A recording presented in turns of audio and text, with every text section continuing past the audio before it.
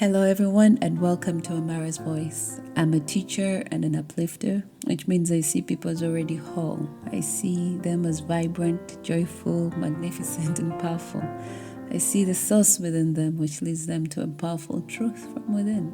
I see them living in alignment with self, having such wonderful beliefs that make them stay in the joyful, natural element.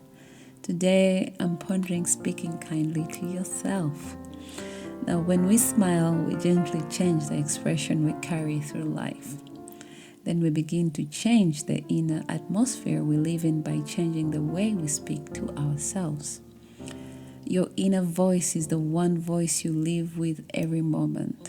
It should not become the place where you are most criticized, frightened, or diminished. Before anyone else speaks to you in the morning, you may have already spoken to yourself. Before the whole world gets the opportunity to criticize you, you may have criticized yourself. And even when everyone else has gone home, your voice remains. So, what kind of place have you created inside yourself with the words you repeatedly use? Because of the way many of us have practiced speaking to ourselves, we can end up using our own power to hurt ourselves. Remember, you are a powerful being who is always creating. And many of the things you now say to yourself may not have begun with you. They may have begun with the people around you telling you that you could not handle certain things, that you were not good enough, or that you lacked something in some way. I was told many negative things growing up. Over time, I began speaking to myself with contempt based on those remarks. But inside my own mind, those words became magnified. They sounded even worse because what we say within can feel so much more intense. A part of me hoped those things were not true. But the more I repeated them, the more I began to find evidence for them. The words became beliefs, and those beliefs began shaping what I noticed, what I expected, and what I created. But what if you changed the way you spoke to yourself? What if you took everything that was ever said to you and made it work for you? What if every unkind remark became clarity about what you now choose to believe? What if you deliberately focused your mind in a way that allowed you to feel better instead? Because, believe it or not, you have a mind that can work for you. You can use it to soothe yourself, encourage yourself, guide yourself, and speak yourself back into alignment. Now, this does not mean that unwanted thoughts will never come or that difficult days will never happen. They will, but you can handle all things. In those moments, practice speaking to yourself the way you would speak to someone you love. Speak kindly. Maybe you are all out of money. Maybe you have only a few dollars left to your name or nothing at all. Instead of frightening yourself even more, say, "It's okay, things are going to get better. I know this experience is here to show me something. This situation is working for me. I'm going to figure it out. Right now I'm in a school and I'm learning from this experience. Look, something that was not clear to me before is becoming clearer now. I am okay. These thoughts about money and the lack of it may have been hidden away, but now they are rising to show me something. They're showing me that what I have been practicing, what I have been expecting, and what I have believed about money. And because I can finally see those thoughts, I can begin to choose differently." What makes this especially powerful is that you are not fighting the unwanted thoughts. You are recognizing that they have exposed a belief that was already operating within you. The moment you can choose it, you are no longer unconsciously living from it. Now you can deliberately speak yourself into a new state of consciousness and back into alignment. There is a voice within you, the voice of your greater self, that is always loving you and always speaking kindly to you. My desire is that you do not shut this voice out. It is always guiding you toward the path of least resistance. It is always calling you. We have given this voice many names according to our different beliefs, but no matter what we call it, we all have access to it. However, there is also the voice we have developed over time, the voice connected to our physical experience. It takes in what our senses perceive and interprets those experiences according to the beliefs we have formed through our conscious thoughts. It is the familiar voice that comments on what happens, tells us what it means, and speaks to us throughout the day. This is the voice we are learning to use today so that we can begin speaking kindly to ourselves. This voice is not fixed. It can be trained through the ego. The ego does not have to be our enemy. It can be taught to interpret our experiences in a way that brings our conscious thoughts closer to what the greater self already knows. We can train this voice to come back into alignment with the loving voice within. We can never lose the voice of the greater self. We have simply practiced another voice so loudly that the gentle voice within us has become more difficult to hear. Our experiences, education, repeated thoughts, and memories we continue to rehearse may have carried us farther away from it. Beliefs we do not like, but for some reason have accepted as true, have shaped the tone of our inner speech. And so, the way we speak to ourselves follows the beliefs we hold. As conscious creators, our role is not to create a loving voice from nothing. That voice already exists within us. Our role is to train the voice formed through experience until it comes back into agreement with a greater knowing within. We are learning to speak to ourselves the way our greater self has been speaking to us all along. Sometimes the voice within may even sound ridiculous to us. An idea comes to you and immediately you think it is delusional or unreasonable. You begin listing all the things, all the reasons it could never work. But perhaps the idea only sounds unreasonable because the voice you have trained through experience can compare it only to what has already happened. The greater self is not limited by your past. Your greater self can see possibilities that your conscious mind has not yet learned to see. This does not mean you must blindly act on every thought that enters your mind. It simply means you do not have to ridicule an idea before you have allowed yourself to explore it. Instead of immediately saying, "That could never happen," you could kindly say, "I do not know how this could happen yet, but I'm willing to remain open." You do not need to have all the answers. You are simply allowing the possibility to live a little longer. Now, this takes practice. You have to commit, you have to learn, and you have to do. You have to keep strengthening your certainty that there is a greater source within you, loving you and guiding you. Speaking kindly to yourself will start you back on the journey to hearing the voice within easier. And smile while you do this. Do not become so serious about it. Enjoy the practice. Play with the words. Laugh when the old voice says something dramatic and gently answer it with something kinder. This is supposed to be enjoyable. It is supposed to bring you relief. It is supposed to make you feel better. The journey back into alignment does not have to be so heavy. Perhaps you can smile your way there while speaking to yourself the way your greater self has been speaking to you all along. This does not mean you have lost your voice. Your voice stays, except now you've learned to align it with your greater self, and then your experience will change. And if tears come, let them be tears of joy. Use everything that comes your way to your advantage. Learn, change, create from the vibration that serves you.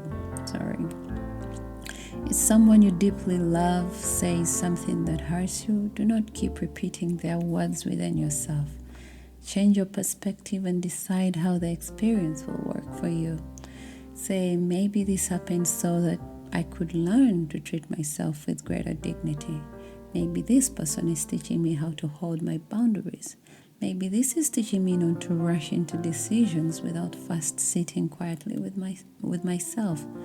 Or perhaps this moment is simply showing me more clearly what I want and what I do not want.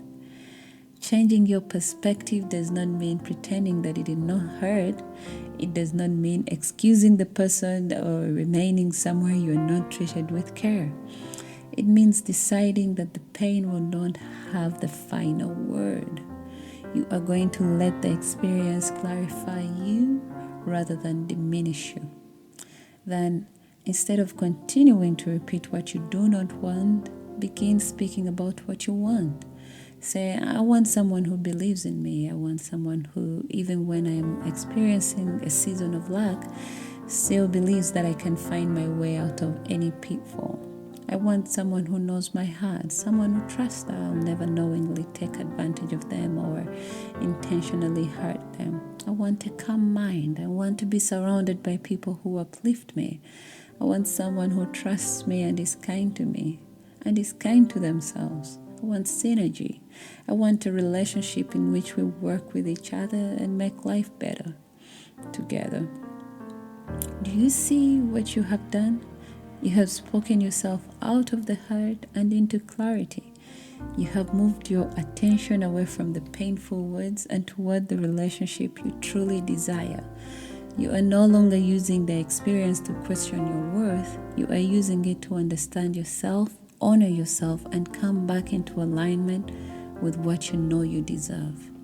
And as you say these things, know that you are worthy of them. Know that you deserve goodness, well-being, care, and love. Believe it and enjoy the feeling it brings. Speak to yourself the way you would speak to someone you love. Learn to encourage yourself. Know that nothing can separate you from the love of your inner being. When you speak to yourself from that love, you light up. And when you've done this practice and you feel better, don't go back to other people and tell them what happened from the angle of the bad feeling story. If you must, then tell the story that genuinely uplifts you. Don't stick to the version of the story you were trying to feel better about. Tell it as you want. Be excited about the better feeling version.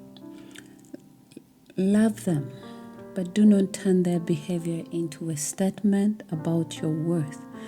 See the beliefs operating within them and understand that if they believed differently, they would behave differently. You do not have to argue with them or convince them. Quietly observe how their beliefs shape their experiences and step outside any beliefs that no longer work for you. Everyone in your life can reveal something. Some people show you beliefs you now want to practice. Others expose beliefs you no longer hold, thoughts you cannot continue repeating, or treatment you will no longer accept. Understanding this does not mean abandoning your dignity or your boundaries. It means refusing to use someone else's behavior as another reason to speak cruelly to yourself. Beliefs are rarely formed from one thought. They are created through thoughts practiced over time. Other people have practiced their thoughts just as you have practiced yours, and somewhere your beliefs met within the same experience. Their behavior may reveal what they believe, while your response reveals what you believe or what you are now ready to change. One illuminates the other. You attract what is active within you. You may think you are nothing like this person, yet they may be revealing a belief you still carry. When that belief no longer lives within you, those who are not aligned with who you have become will naturally fall away. Be at peace with their departure. Let them go and stop measuring yourself by standards others created.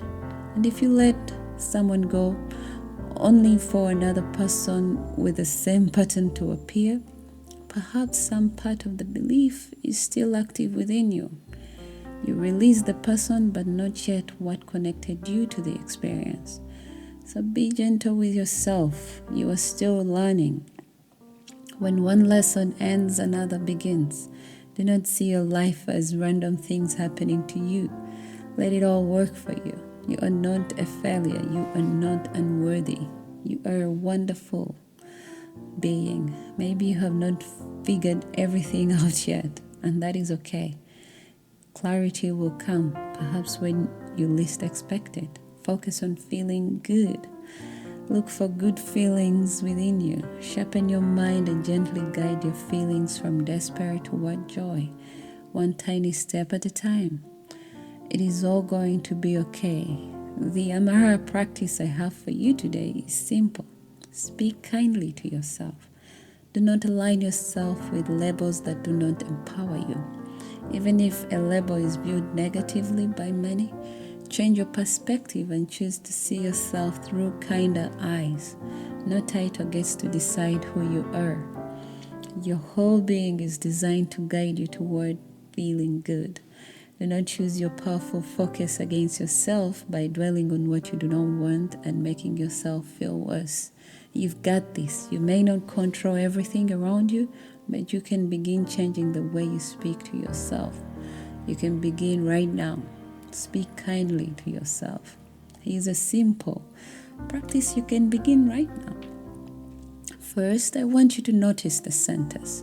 Catch one unkind thing you say to yourself without condemning yourself for saying it. Then 2, separate the experience from your identity. Instead of I am a failure, say this did not work out the way I hoped. 3, tell yourself the truth kindly. Replace cruelty with language that is honest and still leaves you able to move forward. Stay on your own side. When the old voice returns, gently answer it again. The repetition is the practice. You make a mistake and say, oh, I'm so stupid. Now the mistake is no longer something that happened. You have turned it into an identity. But you could say, I didn't think that through. Next time I'll handle it differently. You have still acknowledged the mistake, but you have left yourself whole enough to learn from it. You don't judge yourself. You look at your body and say, oh, I hate how I look. Oh, your body receives rejection from the very consciousness that lives within you. But perhaps you say, I don't feel my best today. But this is still my body and I'm going to care for it. You do not have to pretend to love everything you see. You simply stop making war with yourself. Someone rejects you and you say, oh, nobody chooses me. One experience has now become a belief about your entire life. Instead, you might say, this person did not choose what I was offering, but that does not determine my worth or what is possible for me. You lose your temper and you say, I'm a terrible mom. But that sentence gives you nowhere to go. A kinder truth would be, I did not respond as the mother I want to be in that moment. I can apologize, reconnect, and choose differently. Kindness does not remove responsibility. It makes responsible action possible.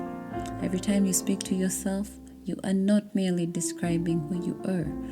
You are directing your consciousness toward a particular version of yourself. When you repeatedly say, I am foolish, I am unwanted, I always fail, you begin gathering evidence for that identity. You notice every moment that confirms it and overlook the moments that do not. Eventually, a sentence becomes a belief, and the belief becomes the place from which you think, choose, respond, and create. To me, alignment is when the thoughts of the conscious mind come closer to the truth known by the greater self within. Your inner being does not look at one mistake and conclude that you are a failure. It does not look at one rejection and decide that you are unlovable. It sees the whole of you. It understands what you are becoming. So when you speak cruelly to yourself, you feel the discomfort of contradicting that greater knowing. The pain is not proof that the cruel thought is true. It may be the very indication that the thought is out of alignment with who you truly are. That is the beautiful heart of this practice. You are not trying to flatter yourself into alignment. You are choosing words that contain less resistance and more truth. I am perfect may feel impossible, but I am still learning may be true. Everything is wonderful may feel dishonest, But this moment is difficult and I'm still here may bring you relief. I love my body may feel too far away. But I'm willing to stop attacking my body. May be the first aligned thought you can reach. The goal is not to find the most positive sentence. It is to find the kindest sentence you can honestly believe. That sentence becomes a small opening through which the consciousness of clarity, self-trust, and well-being can return. Tell yourself the truth, but tell it kindly. One of my teachers told, the fastest way to enlightenment is to lighten up on ourselves. I am Amara, and I'm pondering for the love of pondering. I love you all. Focus on feeling good. Bye.